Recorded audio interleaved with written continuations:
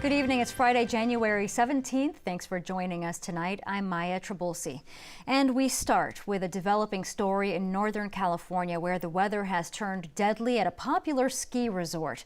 One person was killed and another was injured in an avalanche at Alpine Meadows near Lake Tahoe. That's according to the sheriff's office in Placer County.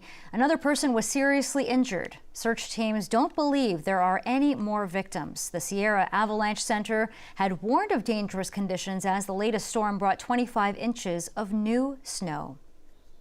And now to another developing story, a reversal tonight from the U.S. military. It turns out U.S. troops were in fact injured in those Iranian airstrikes on an air base in Iraq. That contradicts initial statements that there were no casualties. The new details come from the U.S.-led coalition fighting ISIS in Iraq and Syria. An exact number of casualties was not given, but a U.S. military official says nearly a dozen were treated for concussions. Iran launched missiles last week at two bases in Iraq used by U.S. troops in retaliation for the targeted killing of one of its generals. Today's news comes as more San Diego-based sailors leave for deployment. About 7,000 are on their way to the Western Pacific. KPBS reporter Priya Sridhar was there as they said goodbye to their families. It was an emotional day for thousands of sailors as they prepared to get underway with the Theodore Roosevelt Strike Group. For some sailors, this marks the first deployment of their Navy career. A little nervous. Yeah, it's emotional. I'm excited to go, but I don't want to leave my child. Petty Officer Jessica Rodriguez will miss her son's second birthday. But she's got the help of her mom, who's staying in San Diego to take care of Joseph while she's gone. I'm very proud of her. I'm proud of everybody here that's protecting our country. And I just wish that there was more people that would understand what parents go through and what we go through with our children that are protecting the country. The commanding officer of USS Theodore Roosevelt says that support is critical so sailors can focus on the mission. It takes everybody. It takes all the family support to go through all the training we've done over the last year to be ready to go. It takes their continued support as we head out on deployment today. And it takes your support as a community of San Diego to do what we do. The Roosevelt is one of 12 nuclear-powered aircraft carriers in the U.S. Navy.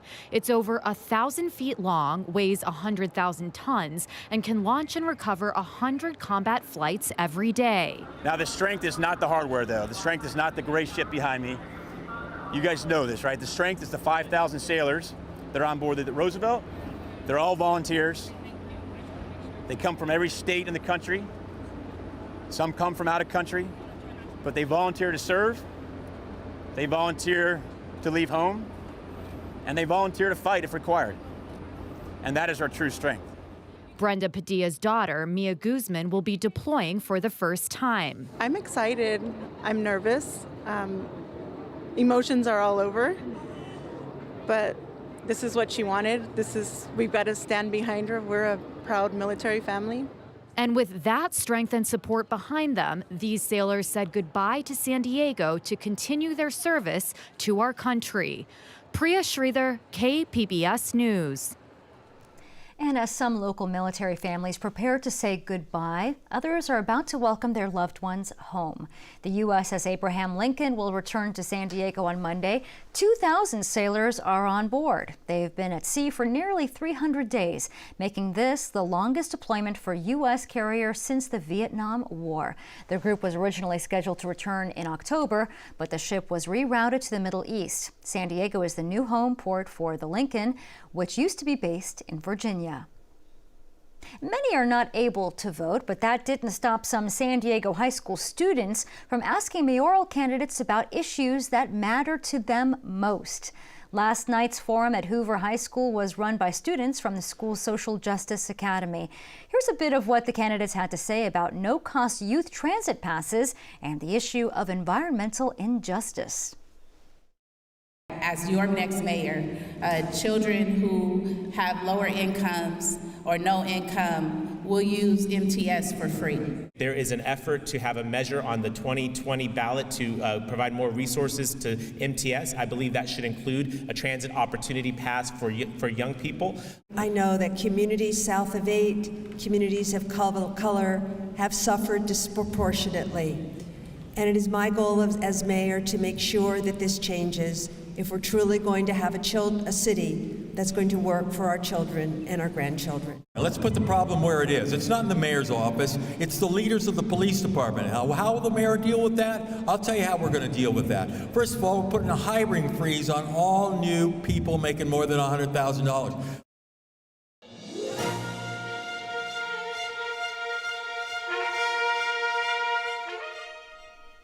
Tonight, we begin our special election 2020 coverage. In the coming weeks, KPBS will profile the candidates and issues that will be on the March 3rd primary ballot. We start with the race for San Diego mayor.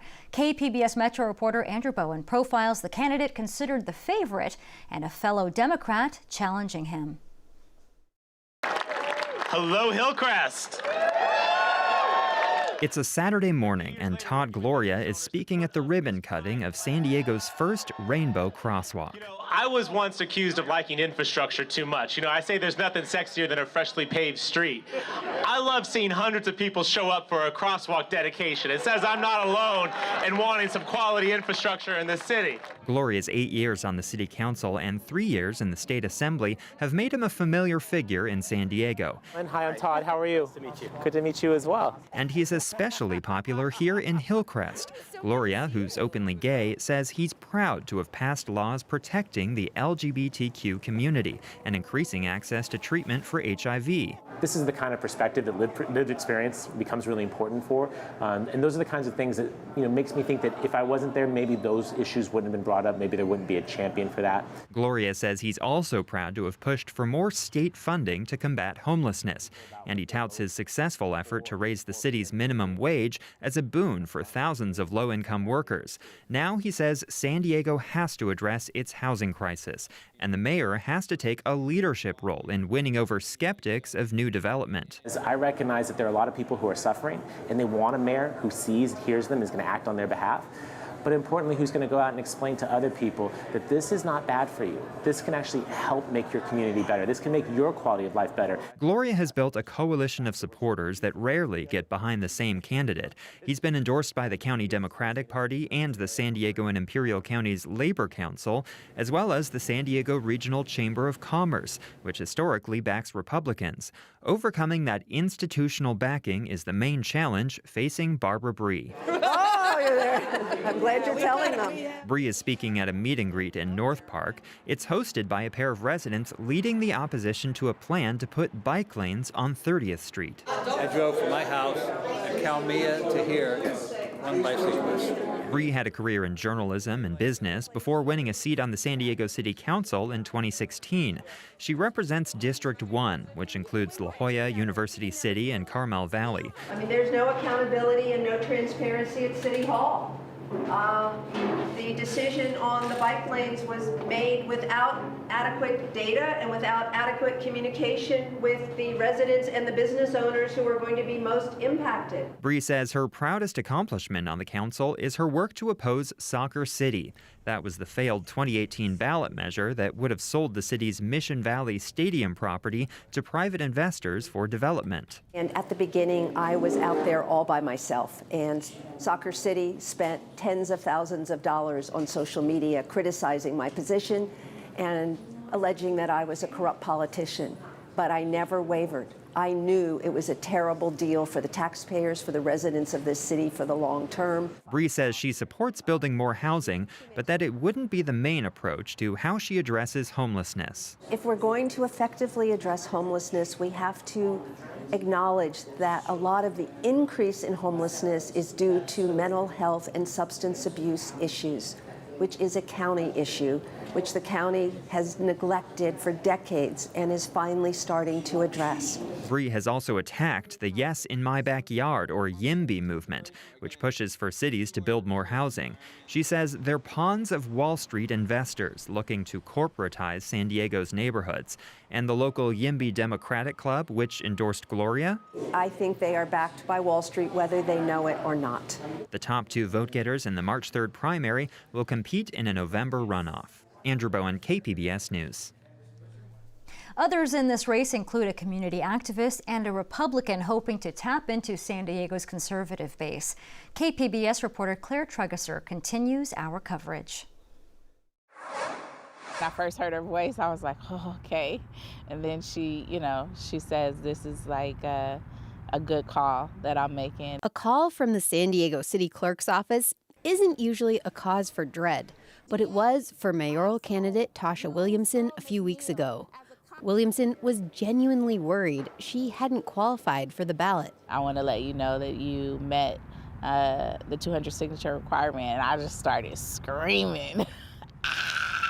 Williamson is not a seasoned politician. She doesn't even have a working website. And she doesn't have deep-pocketed supporters. Her campaign has raised just $675. But Williamson does have a voice in the community. She organized protests after Earl McNeil died in National City police custody. She says there was no one who looked like her in the San Diego mayor's race, no one who cared about her community of Southeast San Diego.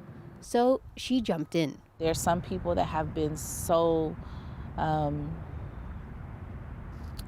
erased from politics. They've not been given the opportunities to have, successes, have all the things that they need. They've de-invested in communities like the one we're sitting in. If elected, she would focus on diverting money to housing, homelessness, and other community services. I'm bringing a whole new tone to this political landscape, in that I'm doing things that have never been done before. But the one thing that I'm going to be saying that we're going to be doing is giving back to the people. And nobody's talking about that. Someone else who wants to bring up things other candidates aren't talking about is Councilman Scott Sherman. He's the lone Republican in the race. Sherman has long been known for his disdain for public office. He had a countdown clock on his desk, marking the days until the end of his term, and frequently said he wasn't a politician. But he's having trouble saying that these days. I'm getting close to graduating to being a politician officially. 25 years in the business world, I still think like a businessman. But 7 years in this, by definition, I think I'm getting to be a politician now. Sherman waited until right before the deadline to make the decision to run, with buy-in from his wife. After conversing about it over a nice camping weekend in the desert, we decided that, we kind of need to give this a shot. If elected, Sherman's biggest issue would be housing. Specifically middle market housing. And what happens is you have people in subsidized housing.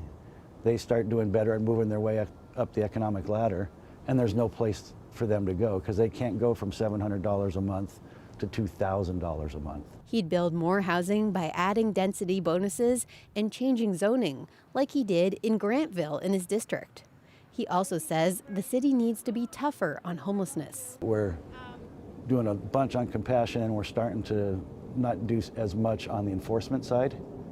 And a lot of times, compassion without enforcement just becomes enabling. He also wants to reduce labor unions' power at City Hall using collective bargaining, and is not a fan of bike lanes. The majority of us have to have a vehicle to do our daily functioning. I mean, even at council, you see the council members talking about the need to bike to work, the need for mass transit and people utilizing mass transit. And then you walk out in the parking lot and there's 9 parking spaces for every council district and everyone's filled up with a car. Sherman will be pushing the conservative ideas up until primary election day in March. Claire Treacherous, KPBS News. You can watch or stream our coverage anytime at kpbs.org and our KPBS podcasts. On Monday, we'll look at the candidates running for City Council in District 5, covering communities from Scripps Ranch to San Pasqual. Back in 2018, San Diego fire officials noticed a spike in fires tied to homeless encampments, so they took steps to better track the blazes. Now, data obtained by our partner iNewsSource reveals the extent of the problem. iNewsSource investigative reporter Mary Plummer explains. Last year, nearly 13% of all fire dispatch calls mentioned possible connections to the homeless. That's 572 calls. Public records obtained by iNewsSource show the numbers have been on the rise for the past 5 years. They spiked in 2018, and the fire department started collecting more data to pinpoint where fires tied to the homeless were occurring. The call numbers may not directly correlate to actual fires, but they do give officials an idea of problem areas. The call data shows several reports of fires linked to homeless encampments in Balboa Park, the East Village, and Sherman Heights. For KPBS, I'm iNewsSource investigative reporter Mary Plummer. For more of Mary's reporting on fire risks and homelessness, you can go to inewssource.org. iNewsSource is an independently funded nonprofit partner of KPBS. The University of California is considering annual tuition increases to raise more money for financial aid and campus needs. One plan calls for a cost of inflation hike of about 2.8%, roughly $350 over last year to nearly $13,000 for fall of 2020. The second plan would raise tuition by 4.8%, once for each incoming class, but keep these costs flat for 6 years. Tuition of existing students would be frozen at their current levels. San Diego's preschools and daycares have reaped the benefits from Governor Gavin Newsom's commitment to early childhood education. But educators say state funding is only scraping the surface. KPBS education reporter Joe Hong has more on how the governor's new plan could help San Diego's youngest learners. The Neighborhood House Association currently serves 7,000 children from low-income families throughout San Diego County. With the greater investment from the state, it's hoping to serve even more. It's your time to really advocate for your child. Damon Carson is General Manager of Education. The more you invest in early education and high-quality, positive experiences for children equals a greater return as they become adults. This is kind of some unparalleled investments, in my opinion. Oh, no! In 2019, state funding allowed for 10,000 additional openings in preschools. This year's proposed budget would add 10,000 more. Thanks to last year's funding, the Neighborhood House Association gave teachers a 2.5% raise and is hoping to add more than 50 students. With this year's proposal, the association could add up to 200 more. But Carson said preschool teachers are still underpaid and aging facilities need renovations. Above all, he said state and federally funded preschools and child care centers for low-income families are only scratching the surface in San Diego. Our wait list is thousands of families. We receive phone calls each and every day and hear the stories of working families, families that barely are considered over income, and hearing the stories of their needs to be able to go to work and without child care, having to make a decision whether do I keep working or do I stay at home with my kids. Carson hopes that the governor's plan will help more of San Diego's youngest students get access to quality early education. Joe Hong, KPBS News. I'm Judy Woodruff. Tonight on the NewsHour, Australia burning. Our own Miles O'Brien is on the ground, reporting on the devastating fires there. Coming up at 7 after Evening Edition on KPBS. A wet morning in San Diego. The rain was part of a larger storm system that hit California. Up north, the Sierras got several inches of snow. This is the Pollock Pines community, east of Sacramento. Closer to home, Mammoth also got new snow. Lauren Rainson has our forecast. Good evening. A series of storm systems have been impacting the coastal northwest, and the next low, you can clearly pick out that counterclockwise swirl far out in the middle of the ocean. Well, that will continue to work its way in our direction. And ahead of that, you're mostly clear heading into tonight. A low of 38 in the Oceanside, 35 in Ramona, widespread lower to the middle 40s after midnight. We'll return to a day filled with sunshine, those seasonably pleasant highs, upper 60s to the lower 70s. Our futurecasters show a little bit of that morning marine layer to break through with areas of patchy fog, but we'll get back to that sunshine pretty quickly ahead of those clouds building back in at times late Saturday night and into Sunday. We are remaining dry during this forecast period. You have to go into Northern California and then back into the Northwest before you run into any more rainfall. We're going to remain in that dry bubble, if you will, from here on out this weekend in Southern California. A lot of sunshine to go around. Those temperatures, again, right about where we should be, but the winds will continue to pick up at times. It will be breezy. Heads up if you have any weekend travel plans, especially along the East Coast. That powerful system continues to crank its way into the Northeast. Widespread winter weather impacts will be felt there, especially from upstate New York and into northern New England. Back into the Northwest coast, that's going to be another problem area with round after round of rainfall and mountain snowfall. The Cascades, especially with those highest elevations. But at home into Southern California, all is crystal clear, and in fact, our weather pattern is going to trend much milder into early next week. Now, that ridging in place out west and then the eastern half of the country, a dip in the jet stream. We're troughing much cooler air actually into early next week for a lot of folks out east. Yeah, that mercury is going to be struggling. Not so much for us, though, along the coast. Sunshine, temperatures in the upper 60s, 70 by Sunday, mid-60s Monday. Further inland with mixing with sun and clouds, lower 70s through Sunday, slightly cooler into early next week. In the mountains with temperatures in the 50s through Sunday, upper 40s by next Monday to Tuesday, so a little bit cooler next week. Into the desert, the mixture of sun and clouds, highs in the lower 70s over these next several days. Reporting for KPBS News, I'm meteorologist Lauren Rainson. Back to you. The U.S. just had its best month for new home construction in 13 years. The rate of new home construction in the U.S. in December was nearly 17% higher than November's rate. It's the highest level since 2006. Analysts say that bodes well for the economy and also helps keep a strong labor force in construction and building materials. Earlier today, I spoke with Miro Kopik to talk about some of the week's other headlines with the Friday Business Report. Thanks for being here, Miro. Thank you, Maya. So last week we talked about the USMCA deal. This week brought the start of a truce with China a year and a half after President Trump started a trade war with the country. How is this going to help our economy? I think the deal is interesting because it's a multi-phase deal, very limited in terms of the goals of the administration of really changing the trade relationship with China. Absolutely did not meet any of those goals, but it did have a few minor victories. So from the U.S. side, we've instead of having tariffs on $560 billion of trade, we're only going to have tariffs on $360 billion of trade. We're reducing some tariffs, we're keeping some tariffs, and then some tariffs that were going to go into effect in December are not going to go into effect at all.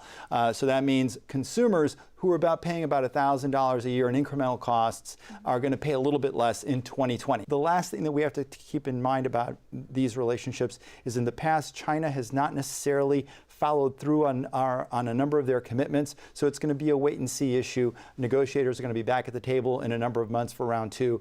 The likelihood that we'll see any new deal points won't be until after the election. Okay, and then let's follow up on the holiday shopping season. Right. One huge retailer had some pretty disappointing sales. Tell us about that. Yeah, Target, which was has had a really good year, had about just a 1.4% increase in holiday sales, which, you know, in a tough retail environment doesn't seem like it's that bad, but they had grown over almost 6% the previous year. And in context of what happened this season, the National Retail Federation announced yesterday that retail sales during the holiday shopping period were up 4.1%, which is on the high end of their forecast. The government announced that consumer spending overall for the economy was up 0.3%. So consumers are spending. There's money in the market. They just weren't spending it at Target. And so one of the problems and one of the things that Target did is they bet all in on toys. They expanded their toy selection. They actually were the fulfillment house for the new Toys R Us website, and that really was disappointing. Their outlook is a little bit diminished, but they're still looking for a strong 2020. They did make some staffing changes. They fired a couple of folks, and they brought in 2 new merchandisers because they want to make sure that people have a better experience in store. So we'll kind of wait and see, because last year, 9,300 stores closed. Yeah. We're still going to see a lot of changes in the retail environment, and I think Target and Walmart want to stay ahead of the game. That's right. And some interesting news, a shift in demographics in the workforce. Women are now the majority. Tell us about this new trend. Yes, in December, women became over 50% of the overall workforce in the United States. It's been kind of touch and go since the Great Recession in 2008. In 2008, they called it the man session because most of the manufacturing jobs that went away brought the men participation rate in the workforce down, and women were over 50% in 2008. And it's kind of been fluctuating since then. But here, the reason why the trends seem to be more permanent is because where the jobs are being created. The jobs being created in sectors where women dominate. For example, health and education. 77% of all jobs in health and education are filled by women. Employers have to, because of the low unemployment rate, have to attract women with benefits that are relevant to them. So for example, daycare, family leave, flexible work hours, even though that will benefit men, is a way that companies are going to attract and retain women. The one negative on this whole thing is that women, because women earn less per hour than men, and in some of those industries like health and education or hospitality, the wages are a little bit lower. That kind of is the reason why we don't see the real wages growing as fast as they should. Mira Kopik with Bottom Line Marketing and SDSU. Thanks so much. Thanks, Maya. San Diego Airport's crowded Terminal 1 may at last get a big makeover. The legislature has revived a bill mandating that California cities increase affordable housing, and we look at why the MTS is ticketing far more fare evaders than other cities. That's on the Roundtable tonight at 8:30. The Aztecs try to keep their perfect start this weekend. The SDSU men's basketball team will host Nevada at Viejas Arena. The team is off to an 18-0 start this season and are now the only unbeaten team in Division I. Saturday's game starts at 5 and will air on CBS Sports Network. You can find tonight's stories on our website, kpbs.org/evening edition. We end the show with music from Live at the Belly Up, which airs tonight at 11 on KPBS. I'm Maya Trabulsi from all of us here at KPBS. Thanks for watching. Enjoy your weekend.